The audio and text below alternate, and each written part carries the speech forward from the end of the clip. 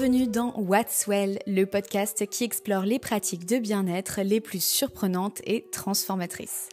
Aujourd'hui, on part à la découverte d'une cérémonie aussi mystérieuse que puissante, Washuma, ou le cactus San Pedro. Utilisé depuis des millénaires dans les rituels chamaniques d'Amérique du Sud, ce cactus sacré est réputé pour ses effets sur la conscience, la guérison intérieure et la connexion spirituelle. Mais que se cache-t-il vraiment derrière cette médecine ancestrale ? Quels sont ses effets, ses dangers et pourquoi attire-t-il de plus en plus d'adeptes en quête de transformation ?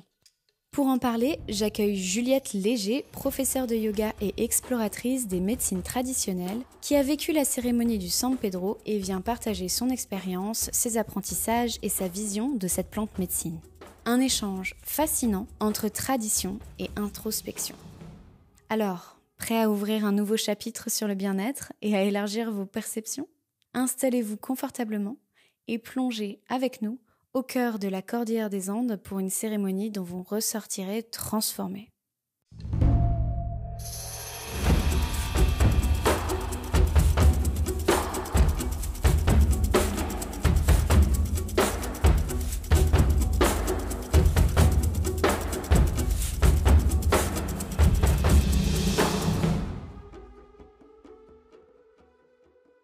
Avant de commencer cet épisode, je me dois de vous prévenir qu'il contient un passage sur les violences sexuelles. Si vous êtes sensible à ce sujet, prenez soin de vous en avançant avec prudence ou en choisissant de ne pas écouter cet épisode. Si vous avez besoin de soutien, vous pouvez contacter Violence Femmes Info au 39 19 ou une association d'aide spécialisée. De plus, je me dois bien évidemment de vous rappeler que l'usage de produits stupéfiants est dangereux pour la santé et est interdit par la loi. Pour plus d'informations et recevoir de l'aide à ce sujet, téléphonez à Drogue Info Service au 0800 23 13 13. Hello Juliette, je suis ravie de t'accueillir sur What's Well, les explorateurs du bien-être. Merci beaucoup d'avoir accepté mon invitation. Bienvenue. Merci Marie, merci à toi de m'avoir invitée. Super excitée de partager mon expérience. Trop bien. Est-ce que tu pourrais commencer peut-être par te présenter à nos auditeurs et nous parler un peu de ton parcours de professeur de yoga et éventuellement qu'est-ce qui t'a mené à cette exploration des médecines sacrées. Donc je m'appelle Juliette, j'ai 32 ans et je vis en ce moment à Bali depuis 4 ans et demi. Avant ça, je vivais en Inde où donc du coup j'enseigne depuis plusieurs années. Et en fait, je suis venue au yoga. Moi, j'étais pas du tout dans ce secteur-là. J'étais dans la mode. J'étais styliste et à l'époque, je faisais de l'hypnothérapie. Enfin, moi, en tant que patiente. Et j'ai eu un moment pendant une session où je me suis rendu compte que je me voyais pas du tout continuer ma carrière dans la mode et que j'avais envie de quelque chose qui avait plus de sens. Et donc, j'ai quitté mon boulot et je me suis formée en naturopathie holistique et donc dans cette formation-là, il y avait toute une partie psycho-émotionnelle, une partie yoga, une partie alimentation. Enfin voilà, il y avait vraiment tous les aspects du corps et de l'esprit. Et donc à ce moment-là, j'ai aussi fait une formation d'hypnothérapie moi-même, d'hypnothérapie humaniste, et une formation de yoga. Donc je voulais avoir un petit peu tous les aspects pour pouvoir accompagner les personnes. Mais j'étais encore assez jeune en fait à ce moment-là et je suis assez contente d'avoir eu un moment de me dire peut-être que j'ai plus de choses à apprendre et plus d'expérience à avoir avant de moi aider les autres. Et donc à ce moment-là, j'ai fait ma formation en Inde de yoga. Je suis revenue un petit peu à Paris et puis j'ai fini par repartir en Inde. Et en fait, je suis restée après en Inde à enseigner dans une école. Et donc j'ai eu une formation assez traditionnelle au début, puis après un petit peu un mix moderne traditionnel et puis voilà, après j'ai fait pas mal de formations différentes. Donc ça a été un peu mon parcours yoga et puis quand j'ai emménagé à Bali, Ici, c'est un peu new age land, tu vois. Enfin, il y a beaucoup de pratiques et donc j'avais pris un petit peu de distance avec tout ça parce que il y avait beaucoup de choses avec lesquelles je raisonnais pas. Et je suis partie faire et donc du coup, j'avais vraiment mis un peu tous les côtés spirituels de mes pratiques du yoga de côté quand j'ai emménagé à Bali, jusqu'au moment où je suis partie faire un voyage en Amérique latine. Et où là, j'ai été un peu introduite aux médecines sacrées qu'on trouve là-bas, mais sans vraiment passer le pas. Donc c'était assez marrant parce que je me suis retrouvée dans un endroit au Mexique où on a préparé à l'ayahuasca, mais je suis pas restée pour la cérémonie. Enfin, je sentais vraiment que c'était pas jamais vraiment le moment pour moi. Et j'avais quand même toujours un petit peu une observation de personnes que j'avais rencontrées à Bali ou en Inde qui faisaient beaucoup de cérémonies des plantes sacrées, un peu comme une thérapie ou comme un peu comme une addiction aussi. Donc je prenais un petit peu de recul en me disant c'est pas du tout la façon dont j'ai envie d'approcher ça. Je pense que c'est un super outil supplémentaire pour s'accompagner dans l'éveil personnel et dans la guérison, mais ça devrait pas être l'élément central en fait, parce qu'on a besoin quand même d'avoir tout le côté un peu cognitif aussi de la guérison et de comprendre et d'être bien encadré. Donc du coup je m'étais dit si ça doit arriver ça arrivera, mais j'ai jamais vraiment cherché à le faire. J'ai eu une toute petite expérience avec du râpé sur une plage au Mexique qui s'est très mal passé. J'ai eu une réaction vraiment intense. Je pouvais plus marcher pendant quelques heures. Je vomissais. Je connais pas du tout moi. Le râpé. Alors le râpé c'est un mix de tabac et de plantes et d'épices. Ouais. Peut-être dans certains ils mettent du cacao. Mais je suis pas sûre, enfin pas dans celui en tout cas que moi j'ai eu. Mais ouais, j'ai une purge en fait, enfin vraiment vraiment intense. J'étais clairement pas prête pour ça. C'était une de mes copines qui elle qui faisait donc des cérémonies d'ayahuasca et elle faisait du coup le râpé tous les jours pour sa méditation. Elle m'a dit tu veux essayer? On était sur la plage au coucher du soleil à Sayulita au Mexique. J'étais là allez on essaye.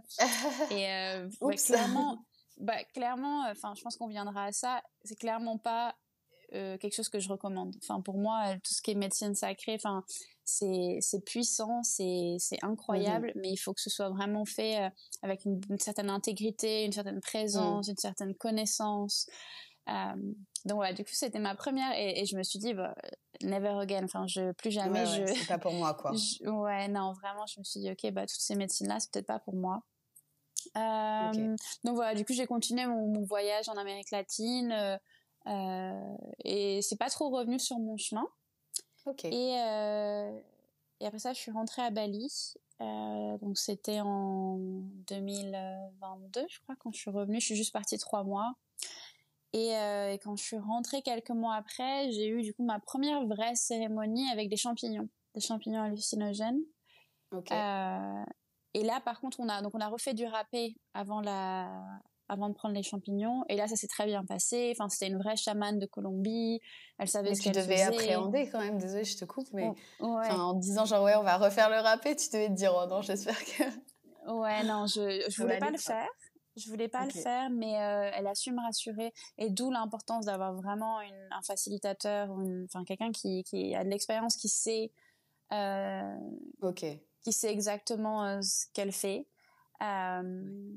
Et donc elle a su me rassurer, elle m'a donné une plus petite dose, elle a pris son temps, enfin vraiment, et puis ça s'est très bien passé, et j'ai eu les effets qui sont supposés être les effets du râpé, qui sont en fait ça vient, si je me trompe pas, ça vient stimuler la glande pinéale, et du coup ça a cet effet d'ouvrir vraiment les sens, donc tu te sens vachement connecté en fait directement. C'est un peu l'effet qu'on a quand on fait j'ai pas dit ça mais je suis aussi facilitatrice de respiration transcendantale. Donc c'est un peu le même effet en fait, on vient stimuler cette glande et on a vraiment un effet de connexion, d'ouverture de conscience un petit peu. Donc voilà, du coup, ouais, et puis après la cérémonie des champignons, elle a été vraiment incroyable. Enfin, pas du tout alors c'est un truc c'est pas du tout ce à quoi je m'attendais, parce que du coup c'est la première fois et j'ai l'impression que ça va être quelque chose d'assez sacré. Bon, j'ai eu des trucs complètement hors du commun, enfin vraiment des trucs trop drôles qui j'étais là, mais pourquoi ça me vient à l'esprit. Avec la psilocybine, tu veux dire, avec les ouais, champignons? Ouais, et vraiment c'était des trucs, mais enfin je sais pas si je peux dire ça dans un podcast, mais bah de toute façon il y aura. Je peux dire ouais. Oui, tu peux tout dire. De toute façon, on mettra des disclaimers et des trigger warnings à la fin et au début. Et si vraiment c'est trop chaud, nous on coupera de toute façon. Ok. Non, bah, c'est assez drôle. En vrai, c'était le moment où du coup ça a commencé, je voyais des zizi faire du roller coaster. C'est des Russes. Comment on appelle ça en français? Non, mais c'était n'importe quoi. Et du coup, et pendant un moment, moi je résiste. Non, mais c'était n'importe quoi. Et je me disais, genre des montagnes russes, genre des montagnes russes, voilà, ouais, dans des montagnes russes, donc plein de zizi de plein de formes différentes avec des yeux et tout. Et puis non, mais c'est n'importe. Mais c'est drôle parce que c'est pas du tout. Enfin, si pour les personnes qui ont déjà fait des champignons, enfin après du coup en fait donc les zizi ils faisaient des montagnes russes et ensuite ça s'est ouvert sur ce qu'on voit en général quand on fait des champignons, donc des magnifiques c'est genre moi j'ai beaucoup de jungle, des trucs comme ça, donc, parce qu'on était avec un masque sur les yeux, donc c'était c'était incroyable parce que c'était tout à l'intérieur de ma tête, quoi. C'était pas je tripais pas sur ce qu'il y avait au-dessus, à l'extérieur, à l'extérieur. Voilà. Du coup, c'est ma première expérience vraiment avec des comment on appelle ça? Des substances psychoactives. Ouais. Et c'était ma première leçon un peu d'abandon, de confiance et d'abandon à la plante, parce que j'étais là, c'est pas du tout moi, je voulais aller connecter avec mon enfant intérieur, et je me en fait des idées qui font des attractions. Peut-être que c'était aussi ton enfant intérieur, tu vois, qui trouvait ça super drôle et qui, tu vois, genre avait un truc très enfantin et très innocent en fait là-dessus, tu vois. Enfin, c'est possible. Ouais, non, clairement. Et en fait, l'expérience a changé quand j'ai dit, bon, tant pis, vas-y, je te fais confiance, emmène-moi là où tu dois m'emmener. Si c'est, avoir des zizi qui font la fête pendant 6 heures, c'est pas grave, on fait ça. Et là, du coup, ça s'est ouvert. Voilà, j'ai une super expérience qui était pas exactement ce que j'attendais, mais c'était vraiment magnifique. Un moment vraiment de connexion avec moi-même et de tu sais, d'abandon, de foi dans ce qui devait se passer. Donc voilà. Ok. Et du coup, arrive peut-être ce moment où t'as vécu une cérémonie avec du San Pedro.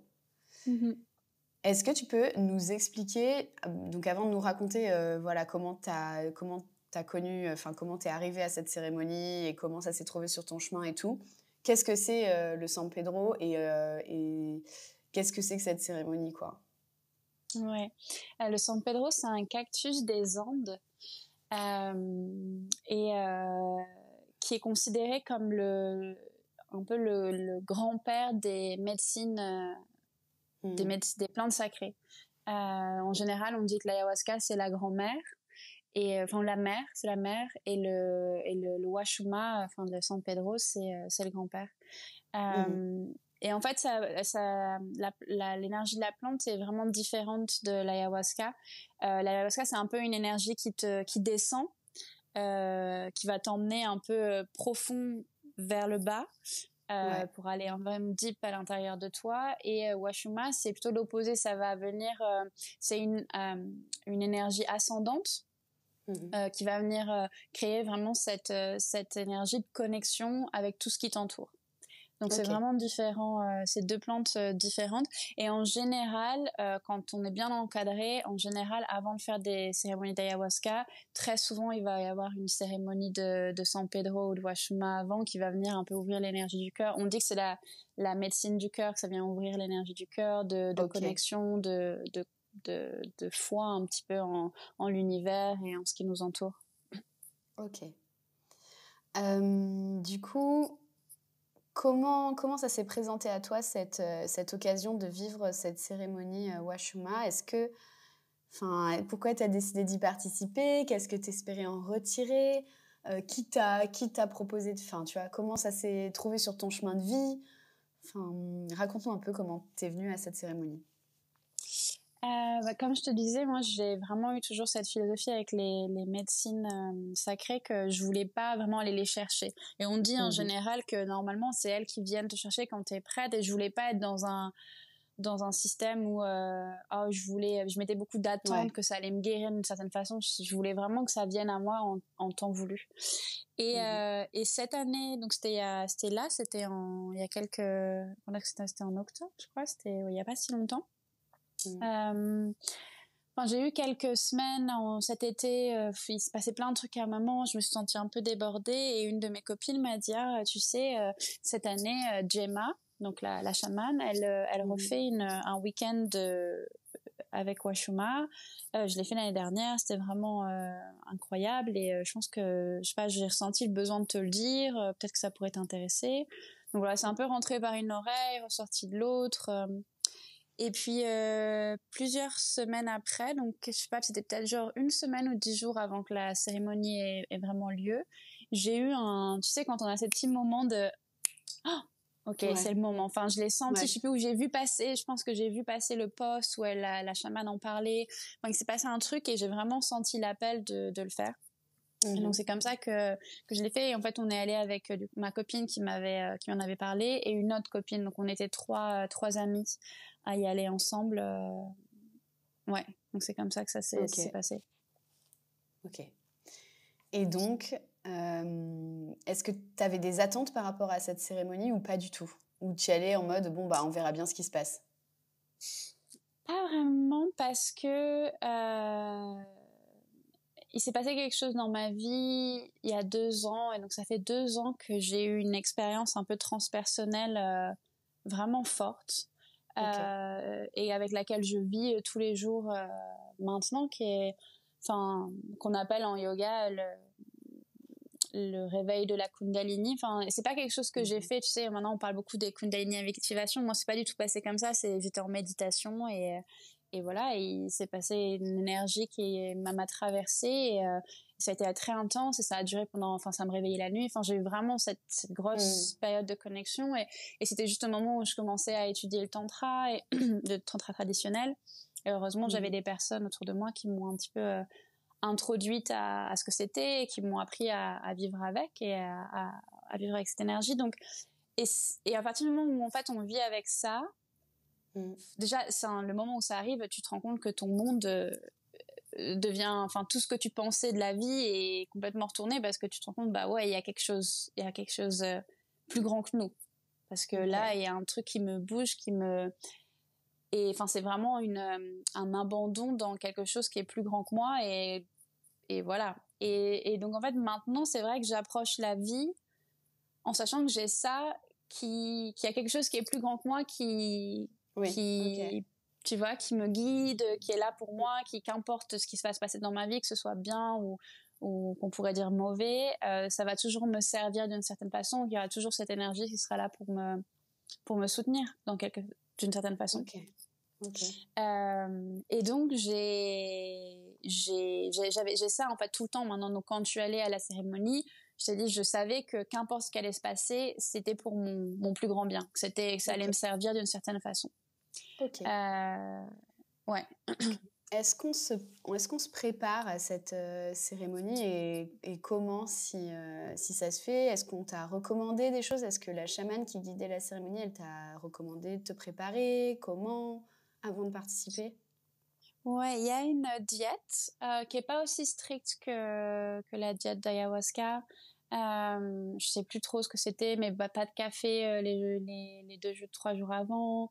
Je crois pas manger. Il me semble qu'on n'a pas mangé le matin. Mais il y a pas une préparation qui est très très intense. C'est pas 2 semaines de préparation ou 2-3 semaines comme l'ayahuasca, où vraiment tu. Ouais, par contre, c'est vrai que Ouais, là, pour la diète, après, moi, c'est pas un truc qui m'a été recommandé, mais je pense que c'est quand même assez important d'avant d'aller dans une cérémonie comme ça, d'être enfin, d'avoir déjà un peu une notion de réguler son système nerveux, tu vois, d'avoir une espèce D'avoir quand même une connaissance de soi, tu veux dire.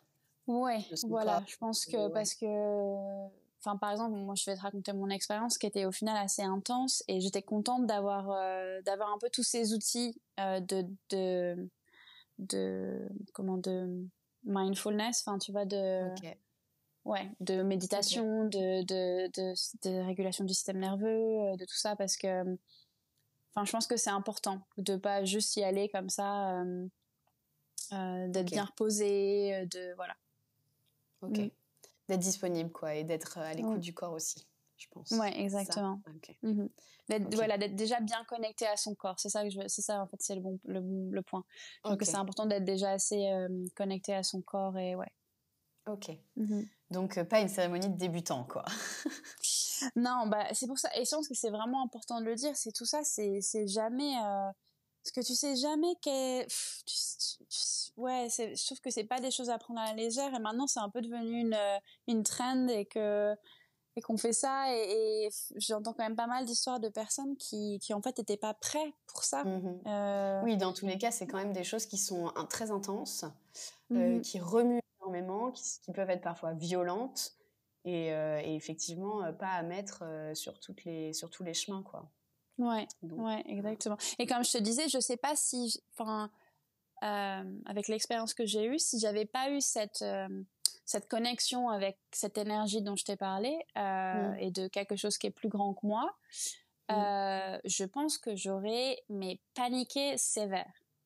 J'aurais vraiment paniqué sévère. Donc c'est pour ça que je pense que c'est important quand même de se sentir vraiment prête, de se sentir vraiment appelée par la plante et pas de se dire voilà, je suis déprimée, j'ai pas envie de faire de la thérapie, j'ai envie d'un truc, tu sais, un truc qui va vite, je vais aller faire ça. Je pense que c'est important. Enfin, moi, je suis bien contente d'avoir eu 10 ans de thérapie avant d'avoir fait ça, en fait. Ouais. Et ok, très bien. Et écoute, je pense qu'on va pouvoir commencer. Je pense que tu vas pouvoir nous emmener dans ta cérémonie et puis commencer ton récit. Alors vas-y, écoute, je te laisse démarrer. Comment ça s'est passé quand tu es arrivée sur le lieu? Je te laisse la parole. Ouais. Donc la cérémonie, elle était proche de Batu Karu à Bali. Donc c'est un volcan magnifique. Enfin, c'est un endroit qui est super beau avec des rizières, luxuriantes, tu vois, super vertes. Donc voilà, on a conduit de là où je vis à Uluwatu jusque là-bas. Et on est arrivé et Gemma, qui est la chamane, qui est c'est un peu une Barbie chamane. Si tu la connais pas et que tu connais pas son intégrité, et ça fait 15 ans qu'elle travaille avec un chaman des Andes et tout, enfin, tu te dis, ouais, c'est Barbie chamane, parce qu'elle est genre blonde, tu vois, je crois qu'elle a quasiment 50 ans, mais on dirait qu'on a 25, enfin, donc, mais je la connaissais, enfin, je la connaissais pas personnellement, mais je l'ai vue parce qu'on vit dans le même endroit, donc, j'avais senti quand même c'est quelqu'un qui avait beaucoup d'intégrité et que c'était pas faux, tu vois. Elle avait peut-être l'air d'une Barbie chamane, mais derrière il y avait toute la profondeur quoi. Donc voilà, du coup elle nous accueille et c'est un endroit magnifique là où on restait. Ça s'appelle Batu Karu Coffee Estate. Et donc on est arrivé la soirée d'avant et on a fait une grande cérémonie avec un prêtre balinais. Donc on a fait une cérémonie du feu, il pleuvait des cordes, c'était assez épique comme moment. Et donc on était un groupe, on était peut-être 17. Donc voilà, il pleuvait beaucoup, on chantait des mantras, enfin tu vois, on a vraiment déjà eu toute cette... on a construit déjà toute cette connexion et cette énergie avec la nature, avec les gens qui nous entouraient. Et donc le lendemain matin, on s'est réveillés. Et je pense qu'on a eu un petit déj quand même, un petit déj assez léger. Et puis on est allé pour la cérémonie. Et donc dans le cercle, on a partagé un petit peu voilà, nos attentes, ce qu'on espérait de cette cérémonie, ce qu'on demandait à la plante, quelles étaient nos intentions. Et puis bon, on a chanté. Enfin, il y a évidemment, il y a tout un rituel autour de la plante à faire. Donc il y a des chants, il y a voilà, elle nous a nettoyé l'énergie avec elle a des plumes, des immenses plumes de, comment ça s'appelle, ces énormes oiseaux qui vivent dans les Andes. Je me souviens plus, mais c'est la plume. Ouais, exactement. Donc elle avait 2 plumes de condor. Du coup, elle nettoyait notre énergie comme ça. On chantait. Je crois qu'on avait eu aussi le matin, on a eu du cacao. On a eu une cérémonie de cacao. Et voilà, donc elle a préparé la plante. Alors je pense que je peux dire ça parce que probablement il n'y a pas de politiques indonésiens qui vont écouter ce podcast. Mais en gros, tous les cas, on mettra un disclaimer. Elle le snuggle, tu vois, elle le met dans une boîte de protéines parce qu'évidemment, c'est pas légal de ramener ça en Indonésie depuis les Andes. Donc, elle met ça dans une boîte de protéines en poudre en fait. Et puis, quand vient le moment de la préparation, elle met la poudre dans. Donc, elle a des verres, c'est des verres en métal avec du coup le papawashuma qui est qui est représenté, tu vois, sur le verre avec, il y a un grand léopard et donc voilà, du coup elle fait la préparation et ensuite on boit tous notre verre et donc elle va un peu doser aussi, elle va mettre une dose différente selon comment les gens se ressentent par rapport à là, s'ils ont un peu peur, voilà, moi j'ai une amie qui avait super peur, moi comme je t'ai dit j'étais super confiante, donc voilà. Et puis voilà, si je me souviens bien, après on s'est juste allongé au sol. Et en fait, l'endroit était magnifique. Donc, c'était sur un grand chalat en bois et c'était donc au pied de la montagne. Et t'as tout un énorme jardin tout autour de l'autre, enfin là où on était, de l'estate où on était. Et donc voilà. Et en fait, la médecine, ça prend toujours t'as l'impression que ça prend toujours du temps à arriver. Et puis d'un seul coup, ça te prend d'un coup quoi. Et moi, je lui avais dit, enfin j'avais mes règles et je lui avais dit à Gemma et elle m'avait dit écoute, je préfère te prévenir. En général, quand on a ses règles pendant la cérémonie, enfin c'est un portal assez profond parce que comme c'est une plante de connexion, enfin t'es un peu et voilà, spirituellement, on dit que quand les femmes ont leurs règles, enfin elles sont encore plus ouvertes énergétiquement. C'est d'ailleurs une des raisons pour lesquelles, en général, les femmes sont interdites, entre guillemets, décommandées d'aller au temple quand elles ont leurs règles ici à Bali, parce que il y a tellement d'énergie qui se passe qu'elles sont plus, on dit qu'elles sont plus fragiles et que du coup elles peuvent être plus sensibles à ces énergies. Donc elle m'avait dit ouais, voilà, t'es un peu plus vulnérable et tout ça, vois comment ça se passe. Et j'avais déjà la veille vraiment des douleurs déjà très fortes et j'ai des règles douloureuses, mais toujours un peu supportable. C'est rare que je doive prendre des médicaments. Mais déjà, le soir, la veille, j'avais vraiment eu mal. Et donc, quand la médecine commence à vraiment faire effet, j'ai vraiment mal. Je commence à avoir vraiment mal. Du coup, je me lève, je vais pour marcher, je vais me balader. Et du coup, on a un peu l'effet qu'on a avec les champignons. Tu vois, tout est beau, tout est vibrant. Toutes les couleurs, elles sont incroyables. Les textures. Donc voilà, je regarde les fleurs, les plantes, je rigole. Enfin, tu vois, je suis un petit peu comme une enfant. Je me balade avec la musique. Et voilà, elle jouait des musiques assez incroyables que j'entendais même quand je me baladais dans le jardin.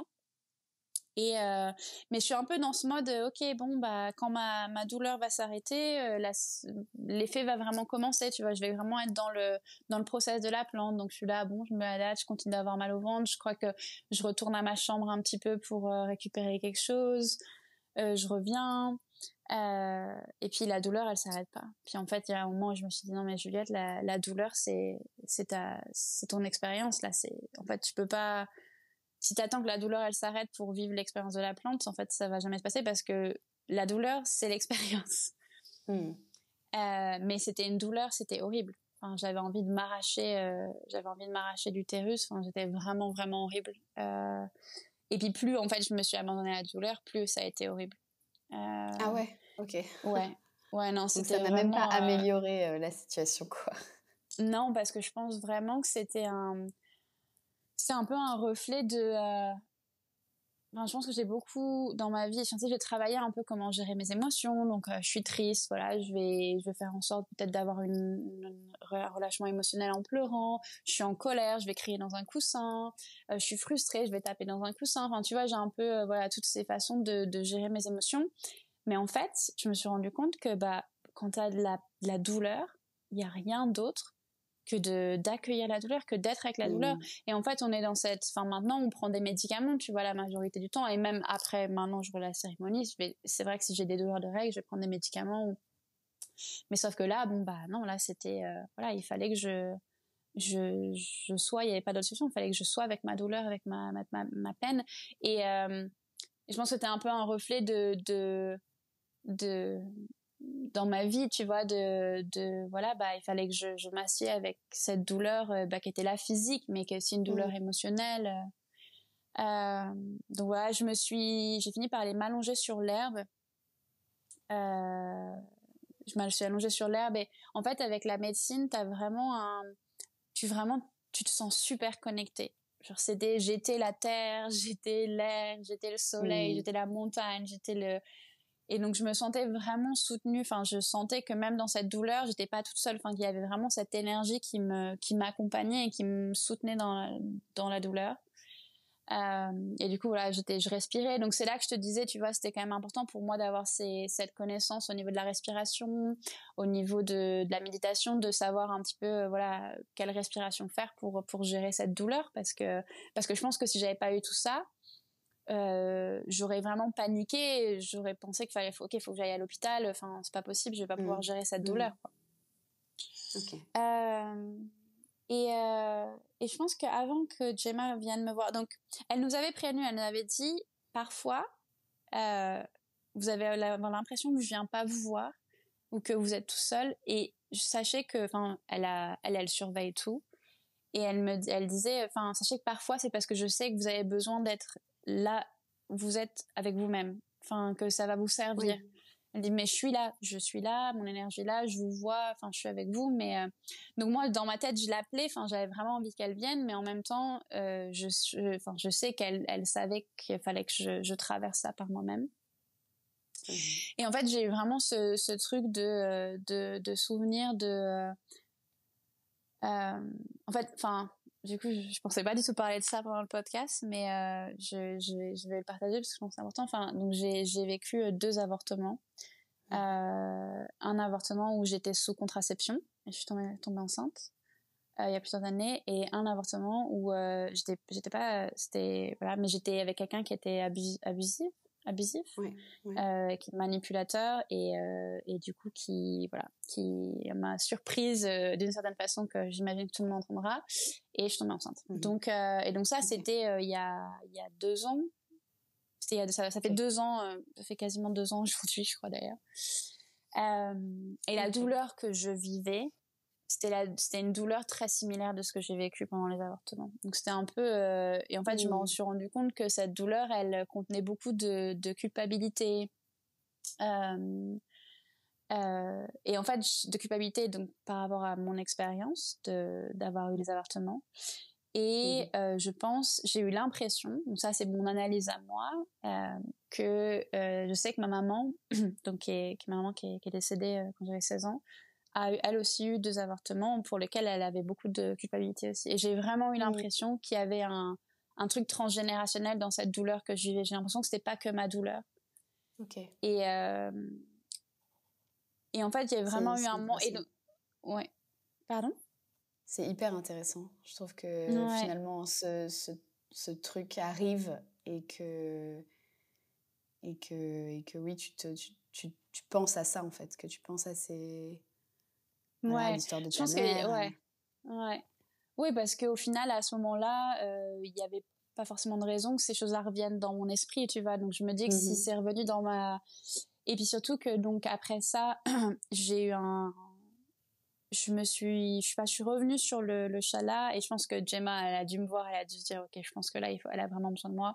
Donc, elle est venue avec moi, et donc, elle a fait le truc que les chamans font, tu vois, elle avait les plumes, elle a fait pas mal de manipulations, je sais pas trop comment ça allait, elle soufflait sur certains endroits de mon corps, et puis elle utilisait aussi des plantes qu'elle faisait brûler, enfin, donc voilà, pour essayer d'aider à libérer ma douleur. Et elle m'a dit, je sens la présence, je sens une présence féminine très forte autour de toi. Et en fait, j'ai senti qu'il y avait ma mère, ma grand-mère et ma belle-mère. Donc elles sont toutes décédées. Donc ma belle-mère, elle m'a élevée quand j'ai perdu ma mère. Enfin, c'était quelqu'un et elle est décédée il y a 1 an. Donc il y avait vraiment une présence féminine. Et en fait, enfin, avec ma mère, j'avais une relation. Ma mère était très dure, elle était très malheureuse, et on a une relation très difficile. Enfin, il n'y avait pas forcément de connexion émotionnelle. Enfin, et je sais qu'elle avait ça avec sa mère. Et j'ai vraiment eu l'impression que durant la douleur que je vivais, c'était un peu comme une reconnexion de nous trois, tu vois, de ma mère, ma grand-mère et moi. Et il y avait ma belle-mère à côté qui, du coup, adorait ma mère parce qu'elle se connaissait quand elle était encore vivante, et qui était là, ma belle-mère qui était un peu la cheerleader de cette reconnexion, tu vois. C'est vraiment ce que j'ai ressenti. Donc voilà, et du coup, la douleur s'est jamais vraiment arrêtée, mais il y a un peu je sais pas trop comment on dit le mot, enfin tu sais, le surrender en anglais, enfin je crois que c'est un peu l'abandon, tu vois, mais c'est un abandon dans de lâcher prise dans la foi, dans la croyance que qu'il y a un plus grand, il y a quelque chose de plus grand, tu vois, il y a un tout qui est là pour nous servir et pour nous aider et puis nous éveiller, et voilà. Donc voilà, je me suis vraiment abandonnée à cette douleur qui, en fait, plus après, quand la médecine, donc ça dure 6 heures, entre 6 et 8 heures, qui, quand la médecine commence à s'estomper, les douleurs commencent un petit peu à s'estomper, de moins en moins, jusqu'au moment, du coup, où on est revenu, et ouais, enfin, du coup, t'as un peu le moment entre deux, où là, moi, j'ai l'impression de communiquer avec, du coup, les personnes que j'ai perdues, et il y en a pas mal. Du coup, de me sentir vraiment connectée et vraiment supportée dans mon expérience à ce moment-là, mais aussi dans mon expérience de vie. Et en fait, après, quand tu commences à venir de la plante, c'est un peu comme les champignons, t'es super giggly, enfin, t'arrêtes pas de rigoler, t'es un peu genre... Ouais, et du coup, ouais, c'était super. Voilà, j'avais mes copines qui étaient là, donc c'était assez chouette d'avoir c'est quelque chose que je recommande d'ailleurs, c'est de pas faire ça tout seul. Je pense que c'est chouette d'avoir des gens que t'aimes et qui t'aiment autour de toi, parce que même quand j'étais à travers cette douleur, parce que moi je sentais la compassion et le soutien que j'envoyais à mes amis, et je sentais le leur, donc ouais. Ouais. Et du coup, j'ai une question. Au moment où tu redescendais de cette expérience, et où voilà, tu retrouvais un peu cette légèreté, les rires, la douleur, elle en était où?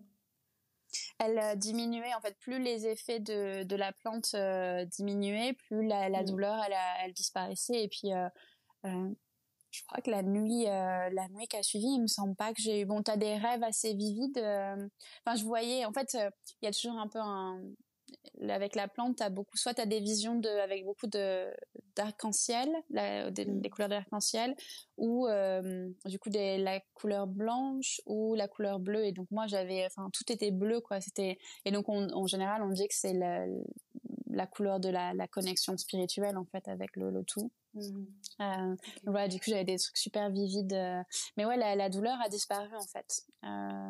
Donc c'était assez fou, c'était assez incroyable. Donc, la fin en fait de l'expérience était peut-être plus agréable pour toi que le début, quoi. Ouais, pour être honnête, même le pic de l'expérience, même quand j'étais en douleur, comme je te disais, je savais que c'était pour me servir. Et aujourd'hui, quand je vois comment je suis aujourd'hui et comment je me sens, Je me dis, enfin, je sais que ça a servi cette transformation en fait. Donc même à ce moment-là, je savais que ça. Enfin, en fait, j'ai eu tellement d'événements difficiles dans ma vie. Enfin, tu vois, j'ai perdu mes parents quand j'étais jeune. Là, ma belle-mère, j'ai été abusée. J'ai eu des avortements. Enfin bref, j'ai quand même eu pas mal T'as eu ton lot. Ouais. Comme beaucoup d'entre nous, hein. Et en fait, à chaque fois, les choses les plus difficiles, il y a toujours un moment où j'ai ce recul de voir à quel point ça m'a servi d'une certaine façon, ça m'a rendue plus forte, ça m'a rendue plus débrouillarde, ça m'a rendue plus résiliente, ça m'a rendue plus... Et donc je savais que ce que je vivais là, cette douleur, ça allait me servir d'une certaine façon. Donc même au pic, en fait, je pourrais pas dire que c'était bien ou pas bien. Enfin, tu vois, j'ai l'impression que je mets pas trop de jugement sur. Au final, enfin, j'avais limite oublié que c'était mon amie ce matin, du coup, avec qui j'étais, je l'ai revue et je lui ai dit qu'on faisait le podcast et c'est elle qui m'a rappelé la douleur à laquelle j'avais eu parce que moi. Enfin, limite, je t'aurais raconté, c'était génial, j'étais super connectée, blablabla, j'ai senti ma mère.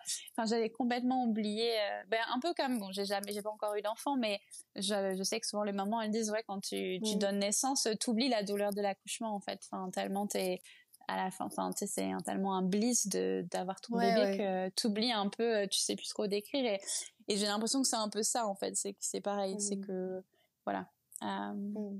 C'était le passage, la douleur était le passage évidemment, et en quelque sorte, d'une renaissance. J'ai l'impression, et c'est vrai que maintenant d'en parler, j'ai l'impression que je suis en quelque sorte, comment on dit, je renais, non, de cette expérience, quoi. Enfin, c'est vraiment, j'ai vraiment changé depuis.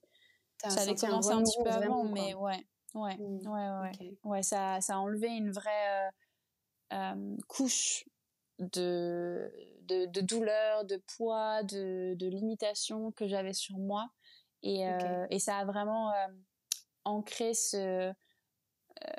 cette connexion que du coup dont j'avais l'expérience par ces effets un peu d'énergie dont j'avais l'expérience en pratique. Et là, ça a donné tout son sens, en fait. Enfin, s'il y avait plus de séparation. Avant, c'était, ok, je sentais cette énergie à travers mon corps, mais il y avait mon corps, il y avait l'énergie, là, c'était maintenant, aujourd'hui, je vis, genre, il y a plus de séparation. Tu vois, ouais. Ok, super. Donc oui, tu savais pas ce que tu allais chercher pendant cette cérémonie, mais au final, tu as trouvé quelque chose qui t'a permis de vivre et de vivre peut-être plus dans l'union avec toi-même, quoi.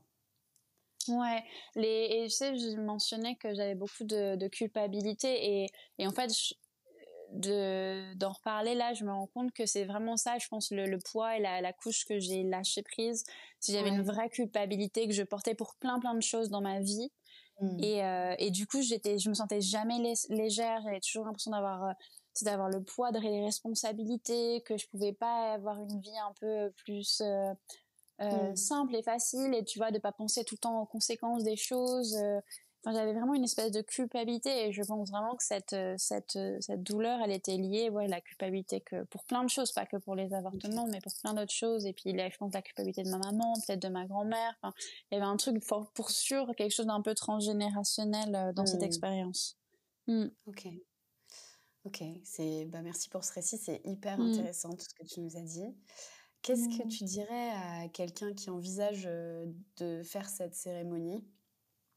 Qu'est-ce que tu lui dirais là tout de suite ? Il y a quelqu'un qui dit bon moi j'ai envie de faire ce truc, je me sens prêt. Qu'est-ce que tu lui dis ? De bien choisir le facilitateur, le chaman, la personne qui va guider. C'est super important et comme je disais tout à l'heure, c'est un peu devenu une trend, toutes ces médecines alternatives et ces plantes sacrées, et il y a un peu de tout et n'importe quoi. Et des personnes qui sont pas, enfin là du coup Gemma, ça fait 15 ans qu'elle travaille avec ce chaman. Elle nous racontait, enfin elle a fait des cérémonies de plantes énormément, que en gros elle a pu que commencer à donner à faire des cérémonies quand elle a bu de l'ayahuasca et que son chaman il l'a envoyé faire le marché. Sous ayahuasca. Ouais. Oh mon Dieu, l'enfer. Ouais, donc juste voilà, c'est quelqu'un qui est vraiment a fait le boulot et qui est vraiment formé par des vrais chamans. Idéalement, moi, je l'aurais pas forcément fait. J'aurais voulu le faire du coup au Pérou. Oui, J'aurais pas parce que pensé le faire à Bali du tout. c'est Mais plutôt là, une cérémonie péruvienne d'ailleurs. Ouais, ouais. Et du coup, ouais, non, je me serais pas vue le faire à Bali. Et bon, comme je disais, ça s'est présenté. Et d'un côté, je regrette pas parce que j'ai aussi entendu pas mal d'expériences de personnes qui le font, bon, pas la washuma, mais par exemple l'ayahuasca, qui le font du coup dans des endroits au Brésil ou au Pérou.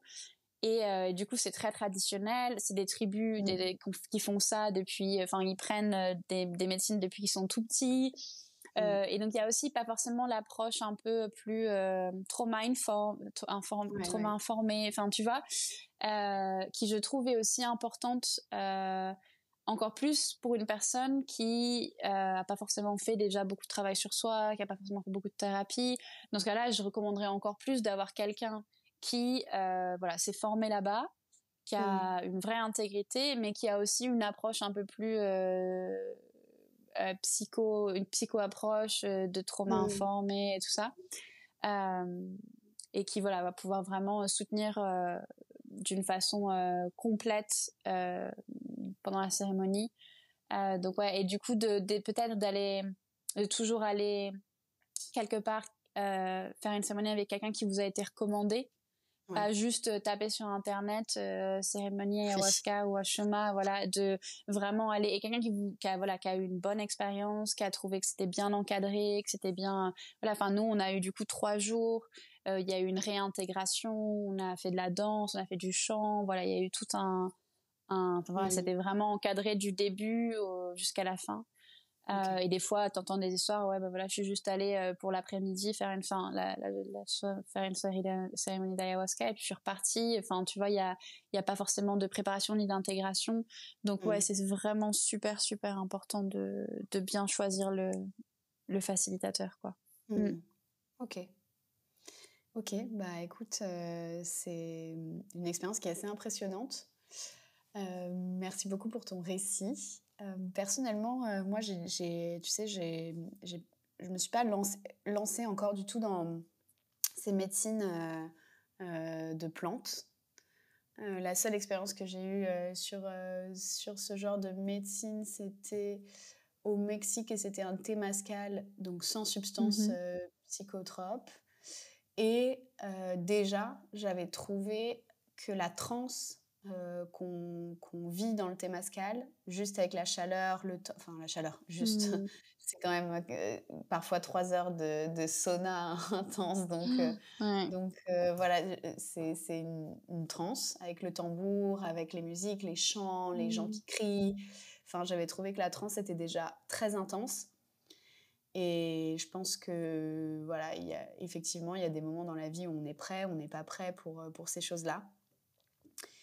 Mais ouais, c'est hyper intéressant parce que, tu vois, tu parles de ce truc, tu vois, qui est quand même très lié, la douleur, la mère, enfin, tu vois, pendant ton expérience, tous ces symboles qui sont liés en fait à la maternité.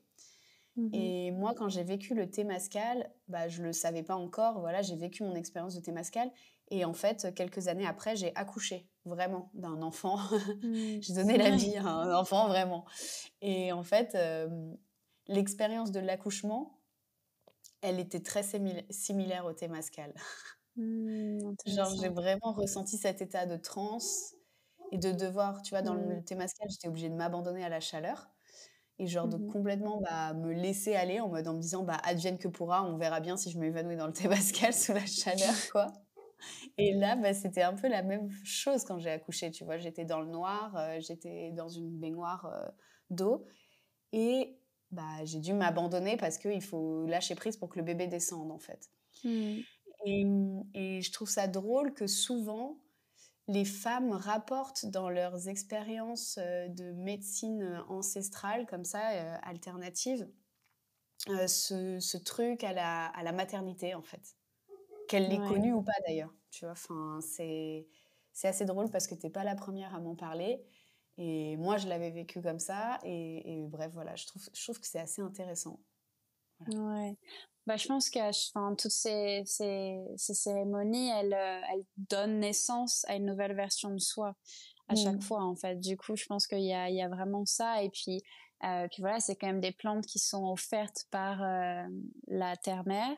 Donc, enfin, voilà, je pense qu'il y a plein de choses qui en fait, font sens par rapport à ces expériences-là. Ouais, bah, l'ayahuasca, on dit que c'est la médecine mère. Enfin, donc, et puis il y a ça aussi de l'ayahuasca, c'est on te met dans le trou noir et est-ce que tu vas t'abandonner au trou noir, quoi. Donc c'est pareil, c'est vraiment cet abandon et de croire que de passer à travers cette douleur et cette douleur en général, parce que ça offre quelque chose d'encore mieux. Et voilà, j'imagine que quand tu donnes naissance, voilà, tu sais que tu passes à travers cette moment difficile et intense et douloureux, et c'est pour la plus belle chose au monde. Donc, Tu sais plus trop à un moment, tu sais, tu n'es plus vraiment là. Tu es juste, mais tu ne sais plus trop. Voilà. Oui. Ouais. Mais bon, t'oublies vite quand le bébé est là, j'imagine qu'au moment où tu l'as dans tes bras. Bah, en fait, c'est que quand bon, ça n'a rien à voir, mais on dévie un petit peu du sujet, mais effectivement, quand tu accouches sans anesthésie, donc sans péridurale, effectivement, ton corps libère toutes les hormones dont il a besoin pour accoucher. Donc, c'est-à-dire que quand le bébé descend dans le bassin, au moment où tu vas t'apprêter à pousser, comme tu as besoin de force, le cerveau t'envoie une énorme dose d'adrénaline, mais au point que tu es complètement éclaté. Tu es drogué, t'es drogué à l'adrénaline, mais vraiment. Tu as peur, tu as l'impression que tu es en train de sauter dans le vide. Tu as cette peur, cette espèce de vertige à cause de l'adrénaline. Et puis, une fois que tu as accouché, en fait, le cerveau envoie une énorme dose d'ocytocine, qui est donc une hormone d'amour, pour que tu t'abandonnes pas, en fait, ton bébé, et que tu l'aimes. Donc, effectivement, cette ocytocine, elle coupe la douleur. Et puis, elle fait que tout est merveilleux et que tu es complètement ébahi d'avoir donné la vie, quoi. Enfin, t'es halluciné un peu. Mais t'es shooté, hein. T'es shooté par tes propres hormones, mais oui, c'est vrai que t'as ce truc où ton bébé est là et t'oublies un peu cette douleur. Tu sais très bien que c'était très douloureux et tout, que t'es passé dans un entre-deux très étrange, mais ouais, effectivement, tu oublies un peu sur le coup tout ça, quoi. Il n'y a plus que ton bébé qui compte. Voilà. Bon, bref. Ouais. Non, mais je pense que c'est important de parler de ça et de faire le lien, parce que je pense qu'on peut avoir des expériences très transpersonnelles et puissantes et profondes sans ces plantes ou ces médecines ou ces psychédéliques. Moi, du coup, je l'ai eu. Par exemple, la respiration transcendantale et holotropique, voilà, c'est un exemple. Bon, t'as quand même une activation à faire, mais bon, je suis sûre que t'as déjà eu, des moments de connexion vraiment intenses avec la nature. Enfin, si tu te fais flotter déjà dans l'eau, c'est dans une eau. Tu vois. Et du coup, je pense que c'est important, parce que des fois, j'ai l'impression que les gens, voilà, ils vont aller. On est dans cette société de consommation et de facilité. Et du coup, l'ayahuasca, c'était incroyable, j'étais high, voilà, du coup, moi aussi, je veux le faire. Et du coup, on va toujours dépendre de quelque chose pour atteindre un certain état de connexion ou tu vois. Et alors que, comme tu disais, là, c'est quelque chose dont tu as eu l'expérience quand tu as donné naissance. Et en fait, je sais aussi par expérience que dans plein d'autres moments, on peut avoir ces états-là, en fait. On peut avoir ces états de connexion. Et l'idée de toutes ces pratiques-là, c'est juste d'arriver à être dans cet état de connexion et de lâcher prise et d'abandon tout le temps en fait, sans sans avoir de besoin de la croyances et substance. de voilà, exactement. Donc c'est pour ça que je trouve que c'est super important que ce soit pas quelque chose qui soit enfin ça doit pas être pris à la légère ou fait juste pour le faire ou juste parce que c'est à la mode, voilà, de laisser la plante venir à soi et d'essayer aussi de trouver ces moments de connexion et de lâcher prise dans d'autres, enfin, sans avoir besoin de quoi que ce soit d'autre que sa propre présence et son propre respiration et sa propre connexion et ouais. Non, et puis faut aussi le rappeler, c'est quand même des substances qui sont relativement lourdes pour le corps, parfois violentes. Et que effectivement, en fonction de comment c'est fait, avec qui c'est fait, de l'état dans lequel on se trouve, non seulement ça peut être très sévère pour le corps, quelque chose de très difficile à supporter pour le corps et qui peut être dangereux, mais aussi sur le psychisme, pardon, ça peut vraiment chambouler certaines personnes qui ont déjà des affections mentales. Donc effectivement, faut être très prudent avec ce genre de substances psychotropes. Mais c'est aussi intéressant d'entendre les témoignages de ceux qui ont tenté l'expérience et ce qu'ils ont vécu et ce que ça leur a apporté. Oui, exactement. Eh bien, écoute, on arrive à la fin de ce podcast, Juliette. Merci Marie de m'avoir écoutée. Si vous voulez retrouver Juliette, donc vous pouvez la suivre sur son Instagram. Je mettrai le lien effectivement dans la description de l'épisode. J'espère que cet épisode vous a plu et on se retrouve bientôt pour un nouvel épisode de What's Well, les explorateurs du bien-être. Merci Juliette, au revoir. Merci, au revoir.